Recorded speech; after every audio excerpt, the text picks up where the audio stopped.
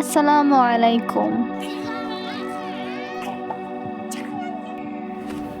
গত এপিসোডে আমরা দেখেছিলাম হারি উইনহুকে দেখে ভয়ে ক্যাং এর গাড়িতে ওঠে। তখন ক্যাং হারিকে বলে, এই নাকি তুমি আমাকে দেখতেও চাও না, এখন তুমিই আমার গাড়ির সামনে চলে আসলে। হারি বলে, হ্যাঁ আমি তো আপনাকে দেখতে চাই না, আপনি আমার পছন্দের একদম বাইরে। এটা বলতে থাকে এবং খেয়াল করতে থাকে যে উইনহু তার পাশ থেকে চলে গিয়েছে কিনা, এবং ক্যাং এর কলার ধরে তার ফেসটা আড়াল করতে চায়। এটা দেখে অ্যাসিস্ট্যান্ট চা সামনের দিকে ঘুরে তাকায়। যাই বলেন, এখানে কিন্তু হারি একটু বেশি ভাব নিয়ে ফেলছে। কিন্তু তার আসল পরিচয় জানার পর যে কি হবে, যখন উইনহু চলে যায় তখন হারি গাড়ি থেকে নেমে যায়।